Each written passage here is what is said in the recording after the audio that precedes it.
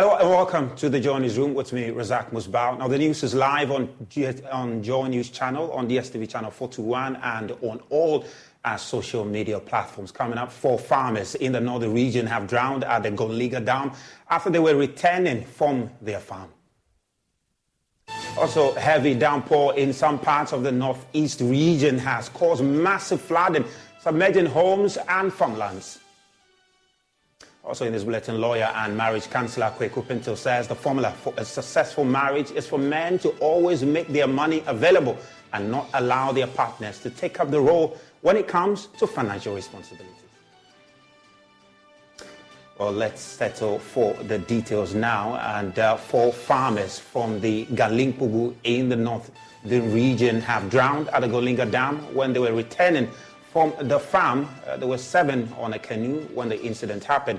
Now, 3 survived and 5 got drowned. The 4 are Al-Hassan Zakaria, who is age 40, Yakubu Dana, age 45, Al-Hassan Musa, also 45 years of age, and Isa Bako, who is 46.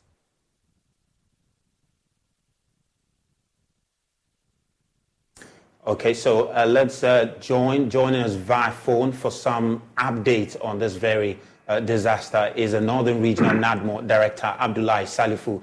Mr. Abdullahi, thank you very much for joining us on Joy Newsroom. What is your assessment of the issue as it occurred? Well, I thank you very much for the opportunity.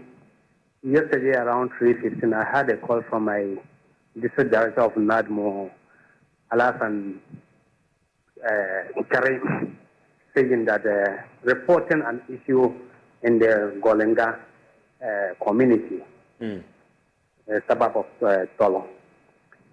7 people went to the farm and they were returning to the community, and unfortunately they were using a canoe and the canoe capsized. Out of these 7, 3 of them were able to swim out. Unfortunately, 4 of them got drowned. And as of yesterday in the night, we were able to retrieve 3. But we couldn't get the other one. As early as 7:15, I was at the scene to make sure that we search for the other one. Fortunately, I led a team inside the water, and myself, because I am someone who knows how to swim and can swim very well. Unfortunately, I personally found the 4th one, and it was retrieved. So currently, that's the current happening in the. I mean, but for this incident, is it something that often happens, or this is one, a very rare occurrence for you? Well, I have just taken over, but I'm told this is the 3rd time that it happened. I'm told this is the 3rd time that it happened by the assemblyman of the area. But I have just taken over. I took over January this year. I went there myself and then make sure that we retrieve the bodies. So what is your outfit doing at the moment? Is there anything you're going to do before you finally release the bodies to the family? What I have done is that I have advised the community as how to use the books. For example, they shouldn't overload the books. And those who are doing fishing in the water body should be very careful as to how they do it. They shouldn't do it on the ways of the canoes. Because I am reliably informed that it was the fishing activity that led to the capsize of the canoe. So I've advised that they shouldn't do fishing activities on the ways of the canoe so that these things will not happen. I've also donated some life jackets to them to be using whenever they are going to cross the water. And also I have some water purifiers, and I'm giving them about 500 packs. And one pack contains about 205. So you can imagine what the figure would be. So currently that's what I'm doing to support them. Because it is a peri-urban community, there's no water there. And that is what they use. So I feel that it is important we get them this purifier so that they can use it to purify their water before drinking it. So currently, that's what I'm doing. But I mean, just help us appreciate exactly how it happened. Of course, you mentioned earlier that there were farmers, they were returning home. Can you give us a little more detail? Did the boat capsize, and around what time did this incident happen? Yes, I got the information around 3:15 yesterday in the evening. But when I got there, I was told it happened earlier. So I cannot give exactly the time that it happened.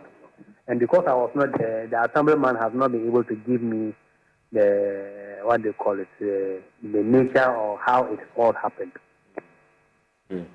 Okay, but is there any support you're providing the families of the deceased?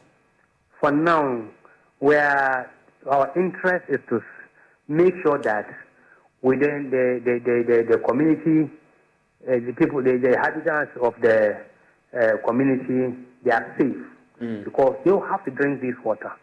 And that is why I am sending this huge number of purifiers to make sure that they get safe water to drink. Okay. So now that is what I'm doing. Well, Mr. Abdullah, thank you very much for your time. You're welcome. And of course, we'll come back to you as and when some updates do come. Let's get to the northeast region now, where heavy downpour in some parts of the region this morning has rendered some parts of it flooded. Now, heavy rains on Wednesday caused massive flooding that submerged and inundated homes and farmlands and destroyed bridges and roads in 62 communities across the region. Now, speaking after arriving in the region, Director General of the National Disaster Management Organization, NADMO, Nana Ajman-Prempeh, said the ongoing assessment and rescue efforts are being hampered in some communities where the roads were cut off. Northeast Region correspondent Ilyasu Tanko was there and came to this report. Following the devastation caused by flooding as a result of heavy downpour last Wednesday in the Northeast region, there has been a barrage of activities to restore normal living. The flooding displaced people, destroyed their properties and damaged public amenities, including roads and utility poles.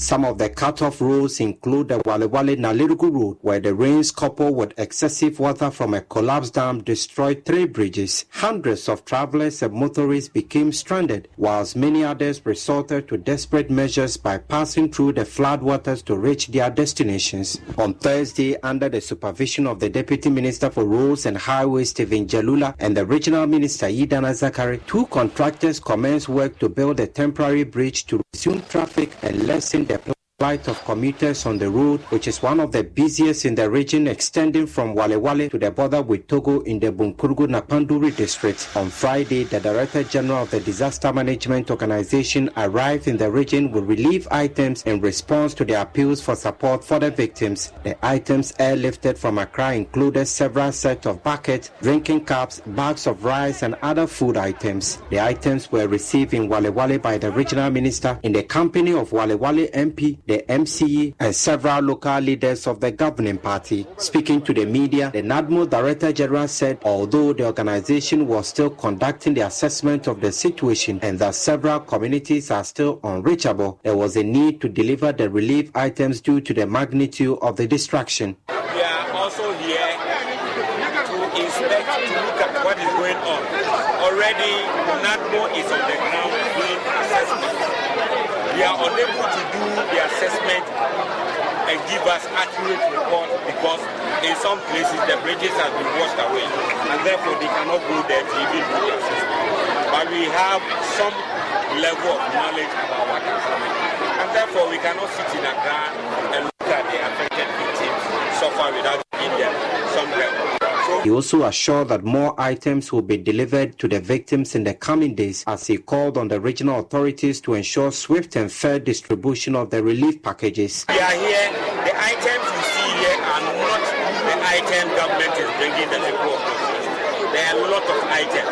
But because of the emergency situation, the Ghana Air Force assisted NADMO, and we've been able to bring a lot of disaster relief items to Tamale Airport. So the Air Force and the helicopter, they are bringing it to the base. So tomorrow, a lot will be coming again. Some other vehicles are also bringing some.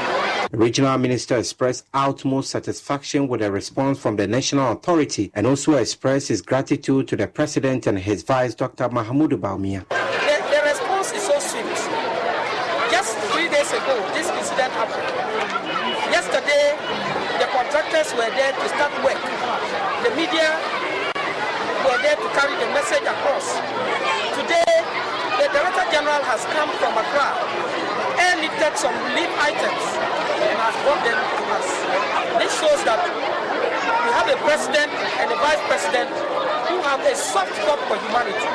This response tells us that we are in very good and safe hands. The Member of Parliament for Wale Wale and Gender, Children and Social Protection Minister, Hajia Laribaswira Abu, also stated that she was delighted by the quick provision of the items.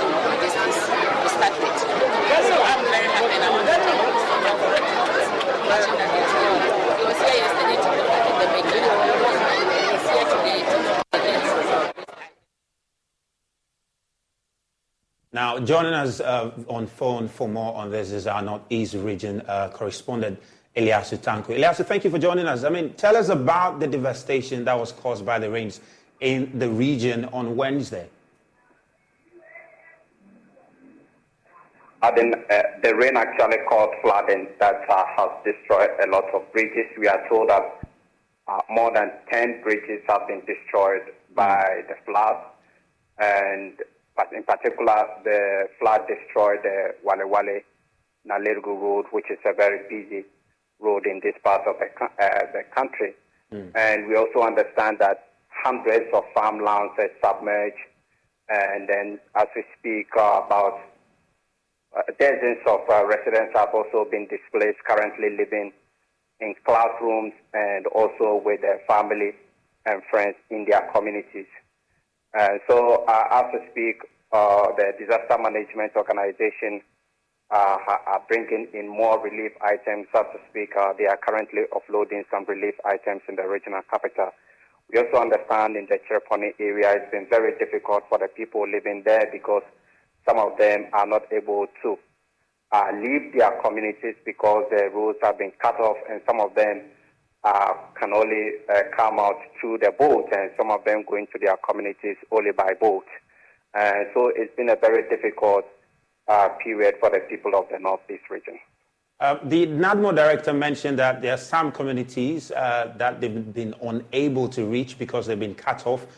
Can you bring us up to speed on those communities? Have they been able to reach them now, and what support is being given them? Well, according to the Disaster Management Organization, these communities can be found in the East Mampresi municipality as well as the Unyo district. As we speak, it's still practically impossible to get to these communities because the water is yet to recede, and some of them, the roads have been washed out by the flood. So from the NADMO, we understand that they are still finding it difficult to access these particular communities. And this morning, so we have more communities being cut off by the floods, especially in the Chereponi area, as I earlier mentioned. Of course, you have been interacting with the residents in the area. What have they been telling you? It's been a very difficult period for them, especially in the last days for those traveling on the Wale Wale Nalirgu Highway. This road was completely washed off by the flood, and a lot of people have to take desperate measures, including wading through the flood waters to reach their destinations. As we speak, there is a contractor, or there are contractors working on the site currently to fix this particular road. In other parts of the country, the residents that have been displaced are currently, especially in the Gwintri area, which is in the East Mampresi municipality, a lot of them are currently in a classroom. They are calling on the National Disaster Management to extend the relief packages to them. And in other communities, the residents are also asking for drainage systems to be built, especially the Gagbini community, which has flooded for the third time consecutively. They are calling for drainage to be constructed in their communities, and a lot of them are also calling for relief items to be extended to them. Well, Eliasu, thank you very much. And we're talking about relief items and the call for more of it. The Northeast Regional Director of NADMO, Alhassan John Kweku, is on the phone. Mr. Alhassan, thank you for joining us. We understand other communities are also getting flooded. How are you containing the situation at the moment? As I indicated to your reporter earlier, the situation is compounding because this morning we picked reports that the Sesoni area to some of the communities and some farms have been flooded. But notwithstanding that, NADMO officials and other organizations that are responsible to ensure that the people are safe, we are on the ground. And as I speak to you, yes, even though the whole place is being inundated with water, but I can tell you that no life has been lost. We are monitoring the situation, and then about an hour ago, another car has just arrived with relief items. And I think your reporter too was at Walwale. When the Director General came, he did indicate that some of the relief items will come by road. And thankfully enough, today we have just received the relief items, and some are still on the way coming. So we just have to thank the President, the Vice President, and the Director General for their swift response. And then we are praying, and then we are asking that other philanthropic organizations and other donor partners will also come to the aid of the people. Because it's not going to be easy, because this is the case that their farms are flooded. Some of them have their food stuff being washed away, and it's really a difficult time for us to deal with. I mean, for the communities that you cannot reach, are you possibly considering, airlifting food to them, because clearly they need some relief item? Yes. These are some of the plans we are considering. I have to convey this to my superiors, and then we'll see what we can do. Now that the relief items have come, and even the Director General at Warwala indicated that the Air Force was ready to support us to airlift the relief items to other parts of the region where the people are in need. So the government is ready to do that. All right, Mr. Alassane, thank you very much, and we hope you are able to contain the situation. Well, let's move away from the northern region there and stay in the capital, because President Akufo-Addo says his government will provide the country's premier university all the support it needs as it positions itself to become a research-intensive institution. Now, speaking at the university's 75th anniversary on the theme, Nurturing Resilience, Adopting Technology, Embracing Humanism, President Akufo-Addo urged the school to also develop ways to foster effective collaboration with local industry and corporate organizations.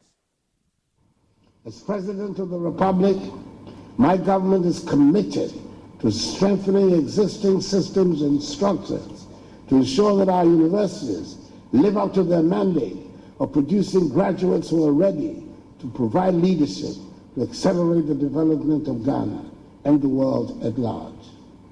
My government fully supports and shares in your vision to become a research-intensive university, and we will do all in our power to help you realize it. I urge the University of Ghana and all tertiary institutions in the country to find innovative and effective ways of linking up with industry and the corporate world to engage in quality strategic research targeted at finding practical solutions to real-life challenges of our society, and thereby help actualize research findings to the benefit of our country and its citizenry. In so doing, it should never forget its fundamental overarching mandate of contributing to the expansion of human thought. We pray for God's blessing upon this hill of learning, as we look forward to even more blessings from the Almighty in the years ahead. I urge members of the university community to continue to strive for excellence and live by the tenets of the values of the university: integrity, commitment, respect, and loyalty. Over the years, the university has lived up to its mission of developing world-class human resources and capabilities to meet our nation's development needs and global challenges.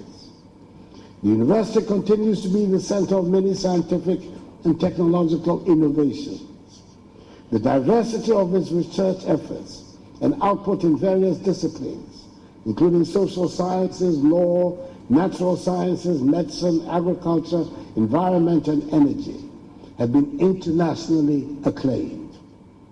I call to the gallant faculty and staff of the University of Ghana for your dedication to the call of nurturing such great minds whose impact are felt both far and near. Legal's graduates have contributed immensely to national and global development and have been a source of pride to the nation, which owes the University of Ghana a great debt of gratitude. I can do no better than to ask all of us to reflect again on the words of the university's famous anthem, composed by that great Ghanaian musicologist, Emeritus Professor J.H. Kwabena Nketia. Now, Ghana's housing deficit reached over 2 million in 2021 as the lack of decent and affordable housing adds to the crucial issues facing the Ghanaian population. Now, lack of sustainable designs, coupled building materials, coupled with political influences, lead to housing policy failure and public housing project delays.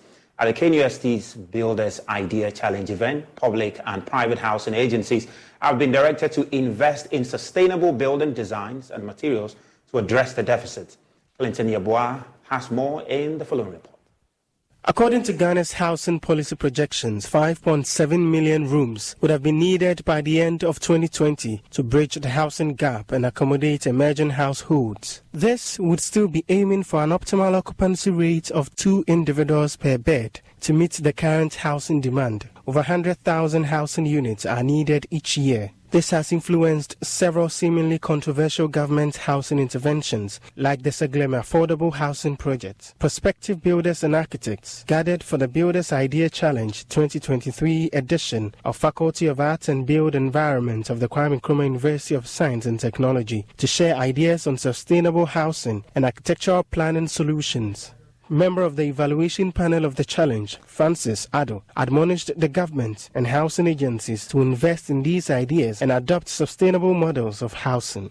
When students begin to come up with ideas such as using coconut coil and coconut shell and using palm kernel shell to develop models and to develop blocks where we are looking at sustainability, I think that is something that needs a lot of research into. Be able to expand our research base, be able to do a lot of things for this country in the built environment, which will go a long way to help one in our construction industry that employs a lot of people. Two, it will help us in sustainable building, which is very, very key in this country. Currently, the president says that the president has gone to cut short for the construction of a new asset housing project. So now we have left Seglemi and then we are going into a new housing project. The question is that if students are coming up with this nice research, couldn't we have incorporated it into the new housing that we want to put up?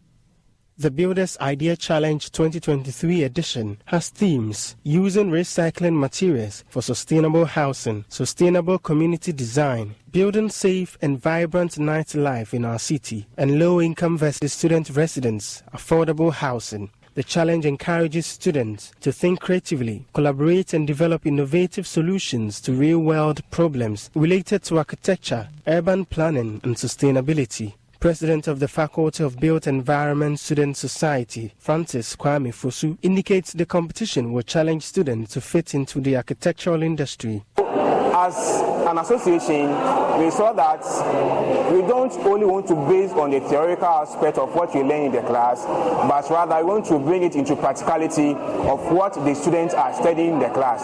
So we decided to come up with this initiative to shape the students to actually come up with these modules so that they can fit into the industry when they are out. The challenge, which is in its second edition, awarded 8,000 Ghana cedis, 5,000 Ghana cedis and 3,000 Ghana cedis to the winner, first and second runner-up teams, respectively, for successfully completing 3 pitches stages. Team Synergy, winners of the competition, spoke to Joy News. On KU's campus depends on shuttles for their transportation, and this creates a lot of pressure on the shuttles. So we are inventing a linkage from business school to B9, because we have done enough work with much evidence to show that indeed the project is viable and should be implemented by the VC or the management of the university. Reporting for Joy News, Clinton Yeboah. Now, father of former BBC World News presenter Komla Dumor, Professor Ernest Dumor, has revealed he visits the tomb of his son and wife almost every day. Speaking in an interview with Lexus Bill on Personality Profile, the former executive secretary of the National Identification Authority said the pain of the death of his son and wife still persists. We lost Komla a few years ago, who had not only become a huge asset to Ghana, but also to the African continent. Yes. How has it been since his passing? Can I ever say how it feels? Almost every day, tears don't show, but the crying still goes on.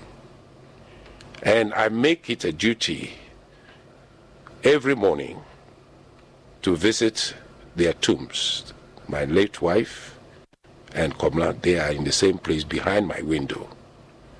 So I go there and say a little prayer and commit them to the bosom of the Lord and ask them to intercede for those of us who are still alive so that the memory will still continue.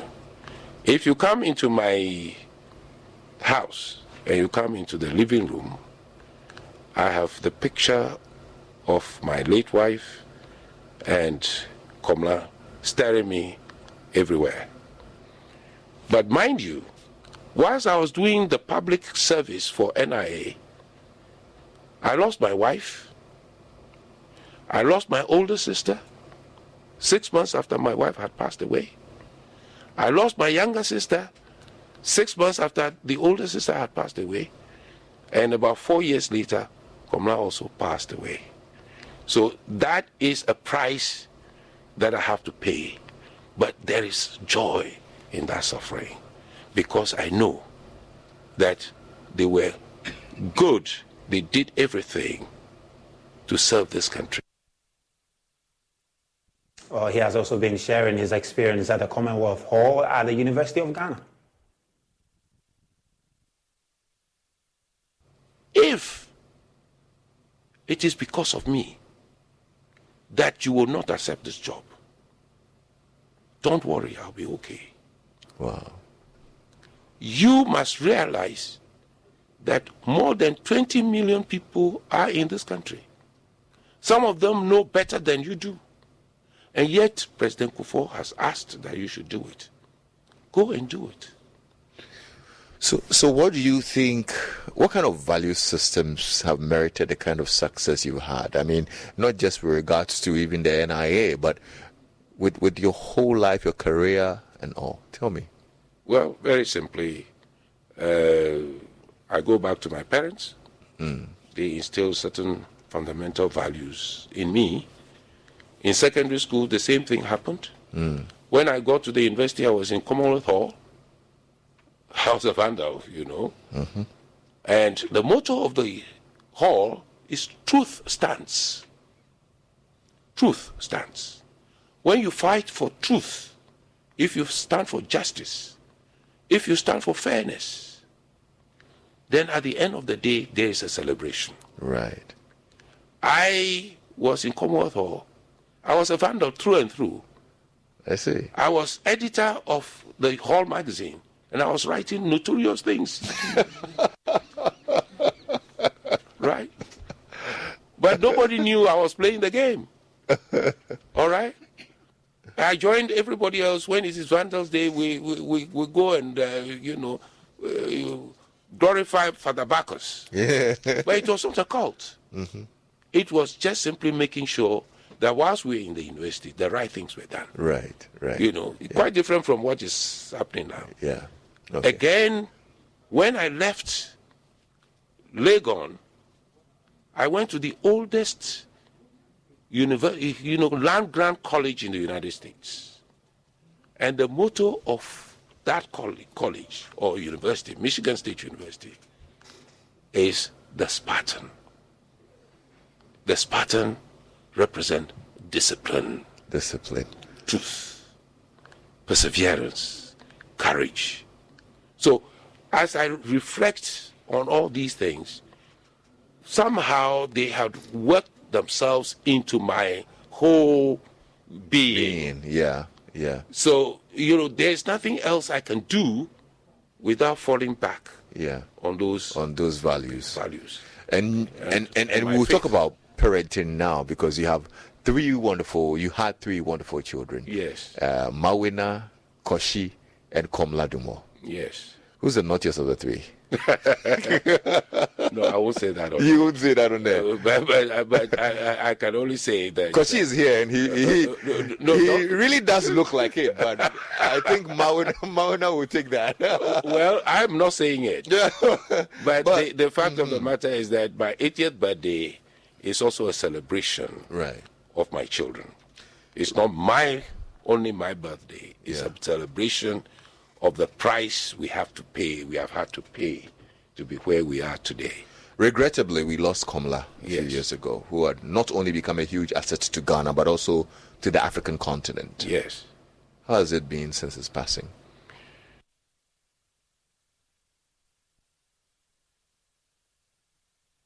Well, you're watching Join This Room with me, Razak Musbah. We'll take a quick break and we'll be back with more. Please do stay.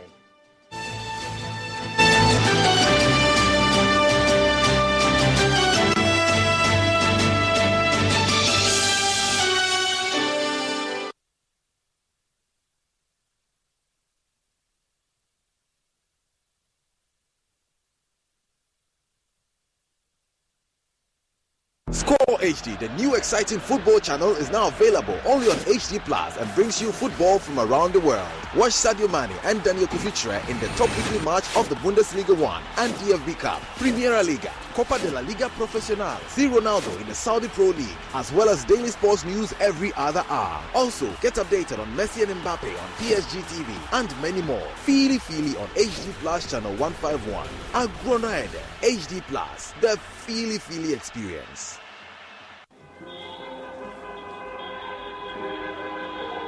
My name is John, and this is my long-time crush. My cookie dipped in strawberry yogurt. On this scorching hot afternoon on our way back from a long job hunt, we met this good Samaritan who offered us a ride. 6 weeks later, big night, you shall know a special wedding reception for her bride and groom. And there she is, my cookie, dipped in someone else's yogurt. Don't be like John, who holds the mullah, calls the shots. Play Game Pack Games, the easiest lottery to play and win. Pick 4 numbers from 0 to 9 up to 3 times daily to become one of our daily lucky winners. Dial *946# to play now. Or you can also play online at www.gamepackgames.com. Game Pack is regulated by the National Lottery Authority.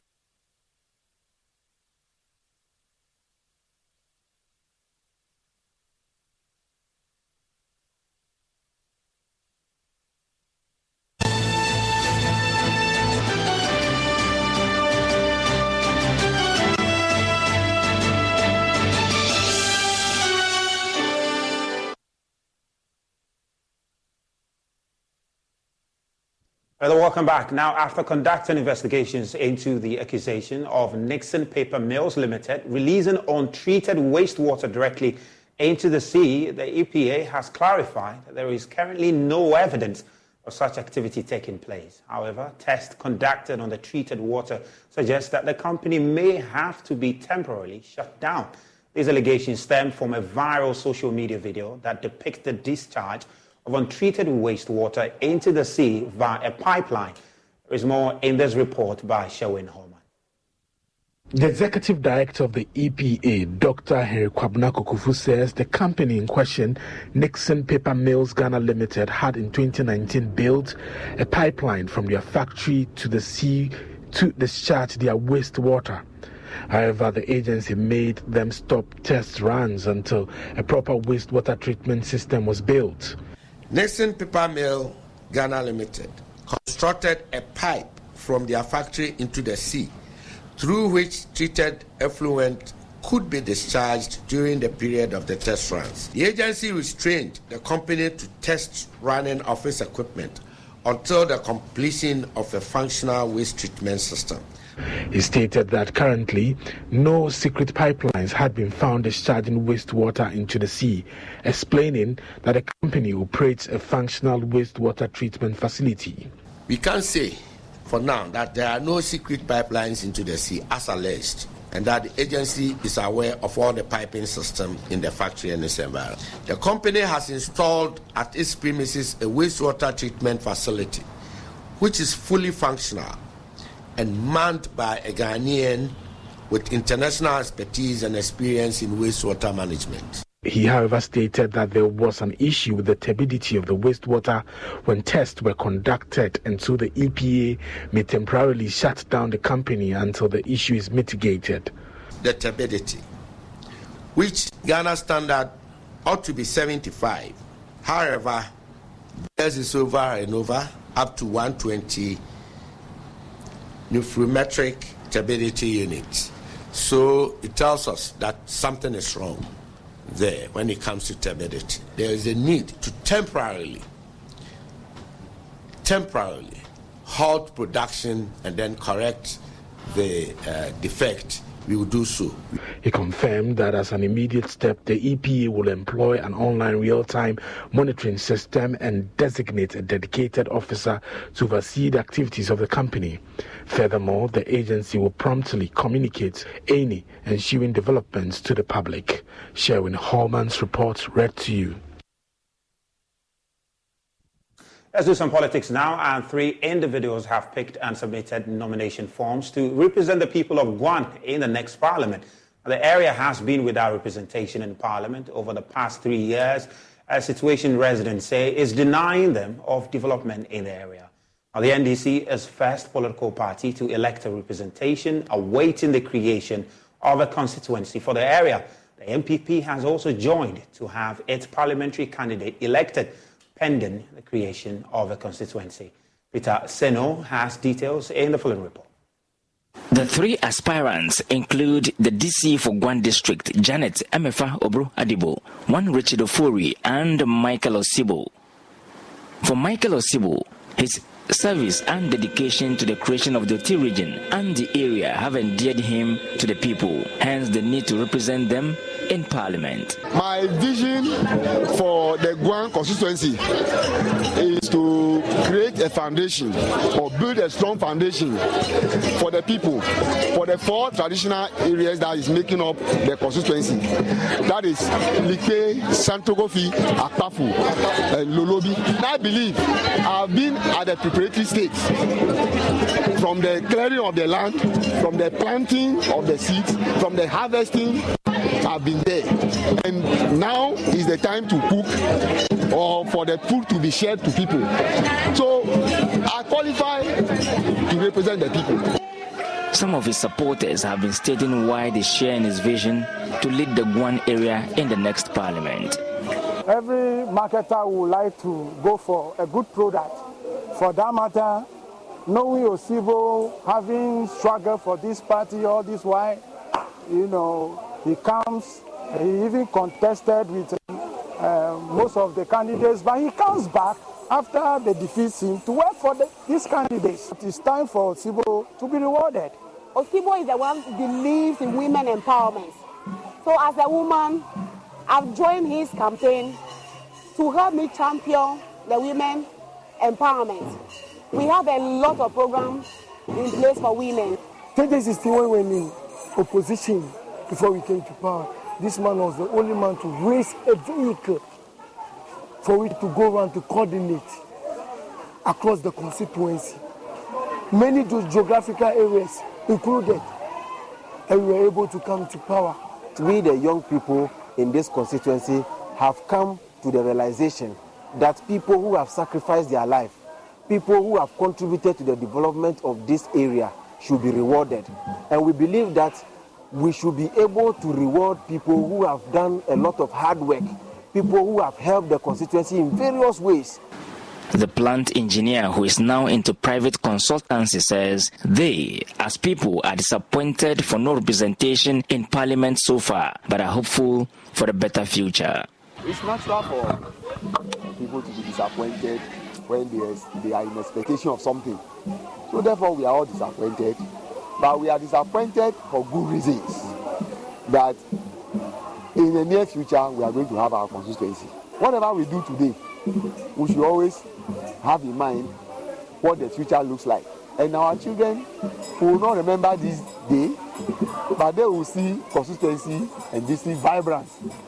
But that will be a great thing for them at that time.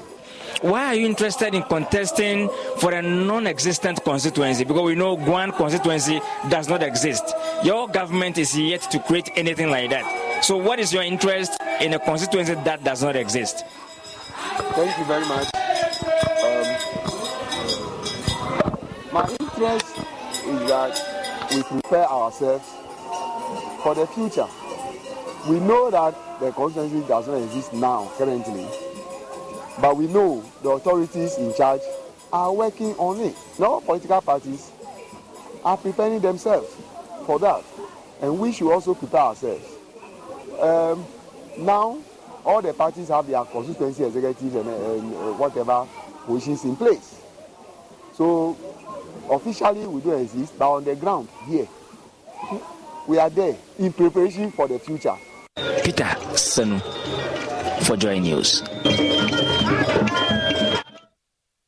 Of Dr. Hila Liman, Technical University Professor Elias Sola says technical and vocational education is crucial for the development of every country. Speaking at the maiden open day of the university aimed at wooing students of TVET institutions to see the university as their choice of fulfilling their dreams, he noted that person with TVET skills will not queue for jobs from the government, but will rather employ themselves. The Joy News Upper West Regional Correspondent Rafiq Salam was there and came through with this report. Vice Chancellor of the Dr. Hila Liman Technical University, DHLT, Professor Elias N.K. Soli, painted a mental picture to the participants on what to expect, urging them not to lower their expectations. So what I'm saying is that don't get deceived by the environment. It is what goes on here. The certificate that you will get, which will enable you to get a job that matters. And we are capable of giving you that. We are capable of giving you the skills that you need. We have all the programs that you need here. Engineering, various types of engineering programs. As I said, few facilities, but they are dense. There's a lot of things inside. You go to the workshop, you see a lot of machines. Some of the machines we have here are not found in the older universities. Ultra-modern facilities sitting there. So don't just be deceived by the few buildings you are seeing. There's a lot going on. The Maiden Open Day program of the DHLT is being organized by the Directorate of Technical and Vocational Training of the University under the auspices of the Commission for Technical and Vocational Education and Training, CTVET. Dr. Martin Donani is the Director of TVET at DHLT. The idea of TVET is industrialization. Our motto is TVET for industrialization. The whole purpose is you get trained and you move into the industry. You don't queue up for job applications. You create a job and you employ all others. So there's great hope for TVET prospects. The program affords the participants, majority of whom drawn from TVET institutions in the region, including the Kelly St. Basil's Technical and Vocational Institute, to learn and acquaint themselves with the programs that are offered at the university. By so doing, it will therefore give them a clearer view, understanding, and a guide to the selection of the programs they want to pursue in future, and seeing DHLT as the university that can propel them to achieve their dream. They were conducted around the various exhibition centers and fed with the needed information about the items on display. I'm in the person of Bashir Abdul Fattah, and so in terms of our project works, usually we have architecture and engineering drawings, and this is a three-story, single-story building. We have the various floor plan, we have the sections, the elevations, and those of what the roofing drawings. We start by taking what? When you come into this institution, we take you through the manual way of doing it. Then from the manual way, we upgrade you into the software aspect of it. there is an AutoCAD drawing. From this drafted work, we now brought it into a software program. Then from the software, the only way you can visualize it is by bringing you this. And you can all see how marvelous this is. Okay, so when you are standing in front of this building, it's because of we, the civil engineers, that you are in here. A raincoat. It's made from sachet, pure outer rubber, the waste one. So nowadays, the waste around our towns and cities are becoming.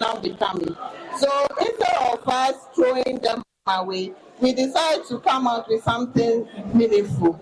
And instead of us going to buy from the market like those fabric, using those fabric, we decided to use the waste.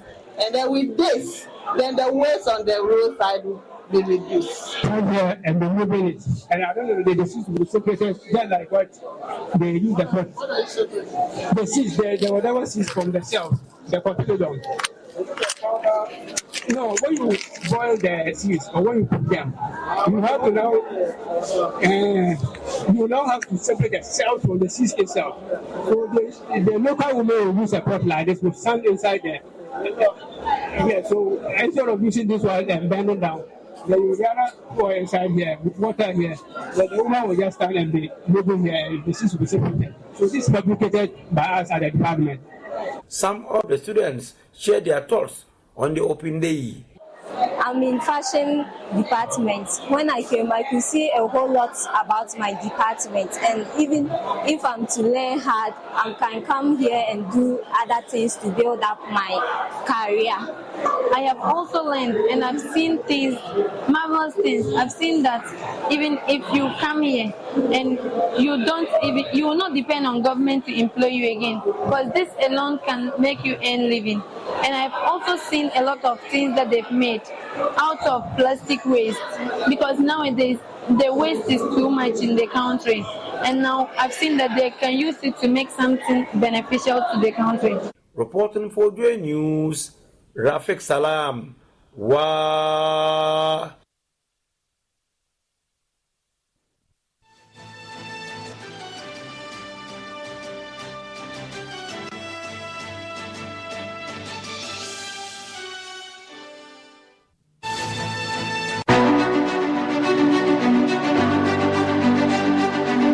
When something happens, you want to know all about it immediately. Here at Joy News, we don't just bring you the breaking stories. We go beyond them to bring you the intricate issues in those developing stories. We are relentless in our probe, detailed in our search, and our commitment to be your most credible news source is one that you can trust, because news is all about you. Joy News, credible, independent, and fearless.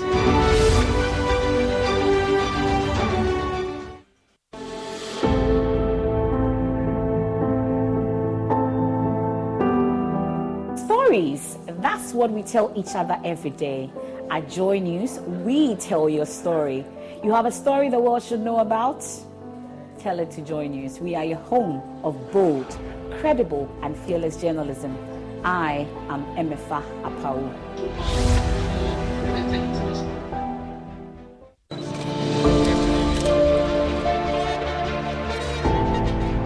We have seen a lot together. And through it all, the faces here at Joy News have looked you straight in the eyes and asked the questions you've always wanted to ask. We've been fearless, but compassionate. We've been relentless with our probe.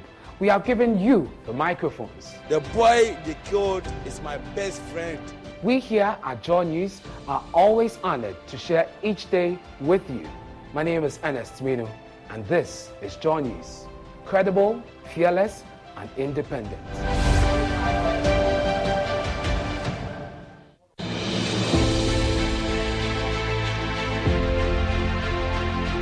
Bold, credible, and fearless journalism. That is what we stand for. Duty bearers and citizens know that they'll be asked the hard questions to bring out the truth. That is what we expect of us. It is this commitment to tell truth to power that sets us apart, because we will hold the feet of leadership to the heat of accountability. My name is Evans Mensah, and this is Joy News, fearless, independent, and credible.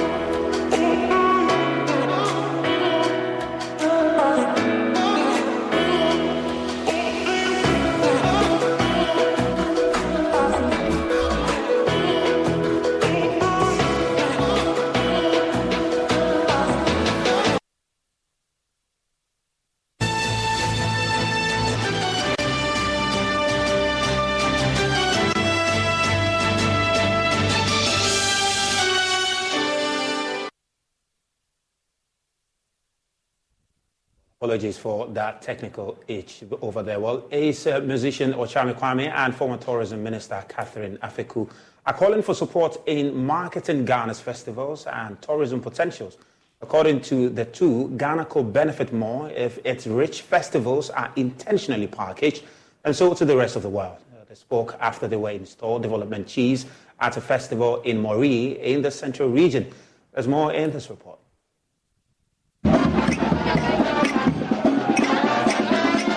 The festival brought together leading players in the tourism and music industry. Ace musician Ochame Kwame and former tourism minister Catherine Afeku were installed chiefs of Mori to help spearhead the development of the town. The regent of Mori, Nana Obukesi Ampa I, called for support to help build the historic town of Mori. We are looking to position Mori as a tourism destination. So our beach is in a bad shape. We are doing our very best, but we need help. We need help to make sure it's in a good state. Celebrated musician Ochame Kwame also called for support to sell Ghana's festivals and other tourism potentials to the world. This is a very big responsibility, honestly. I try my best to let my love for Ghana show through my music videos, my advocacies, and through everything I do. But this is a big responsibility. It's very pampering, but it's a big responsibility. It reduces the work from just a generic Ghanaian tourism and culture ambassador to say, what are you doing, Mori? So I am going to sit down with Nana Obukesi, the first, and find out what is his vision, what is his strategy, and what tactics we can use to awaken tourism in Mori. Go back and we have different festivals. Everywhere you come from, there's a nice festival. So let us all become a part of it and use our social media and our media spaces to promote it. Former tourism minister Catherine Afeku emphasized the need for the tourism industry of the country to be given a further boost. I think it's a true cultural display of our heritage as Africans, but most importantly as Ghanaians. What Nana Obukesi Ampa has done is to put Mori on the map, but at a higher level, to institute developmental chiefs, queens, such as myself and Ochame Kwame. Sends a strong signal that he wants to deepen the tourism ties and to use this opportunity to have some of us work with him to establish Mori as truly the center of light for Ghana. He also brought out a very interesting historical aspect that they are the true descendants of the Egyptians who trekked down to Ghana. I've heard that Akans actually came from Egypt, but to hear it from him and to see the Ark of the Covenant here, it tells you a deeper story that can be exploited for tourism potential. So we are very grateful. The Chief Executive Officer of Nexus Africa, Dominic Kleeman, indicated Mori has opened the way for Ghana's festivals to be used to woo investment into the country. And I'm happy I traveled here because this is amazing. Normally I have to convince investors to look at Africa in a different way. Maury today has shown us that Africa is full of culture, full of power, and full of strength. The beauty you see here in the people of Maury, it's incredible. And I really thank you for this incredible day.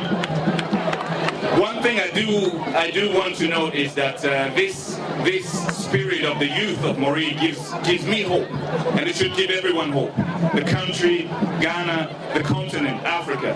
This is a beautiful display of African youth and of the spirit that we have. And if we channel that spirit and use it to better our lives, better our continent, and grow what we have here into something that the world will recognize, just like we are recognizing it right now. The chiefs and people of Maury were upbeat that the festival will be major grounds for the upliftment of the festivals of the country and by extension the tourism industry. Richard Kwejo for Joy News. Now, lawyer and marriage counselor Kweku Pentil says the formula for a successful marriage is for men to always make their money available and not allow their partners to take up the role when it comes to financial responsibilities. According to him, such attitude will easily collapse a marriage. Mr. Pinto has therefore advised young men planning to marry to let this be their guiding principle. He spoke at the Joy FM forum themed Becoming Mr. and Mrs. All You Need to Know Before Marriage. As for the money matter, I don't want to go there, but the young men here, please listen to me. I have a formula for young men who go into marriage. Make your money available. If the woman brings her money, thank God. But never ever get into the point where you're going to play tit for tat. Your marriage will collapse. Okay. This is Africa. This is Ghana. Your family, the other family, that's two families. You can never agree on how we should use the money in respect of various. Thank you very much. Our family life consultant, Teresa Weafi Asante, however, said women should contribute to reduce the burden on the men. If we are willing to marry, let us sit. First, let both of us take a seat. Let us draw a lot of things. Let's write them out. Let's cancel them as to what and what and what not. When we are sat and we have dealt with all these things, then we will be able to know whether we want to do it or we don't want to do it. One of the things I would easily compromise on is keeping your money and letting me keep my money. The ideal thing is that, well, we will be able to keep our monies together. That is what a lot of counselors teach over the last many years. But I have also realized that learning to keep some of your money or all of your money is fine. Let us all chop the man's money. That is also good. But let us also look at keeping my money, keeping your money. I'm still saying that I am coming from a very experienced position. Well, on that money note, that's all we have for you on Johnny's Room with me, Razak Musbao. Please, there's more stories on myjoyonline.com. And up next, there's The Law with Samson Ladi.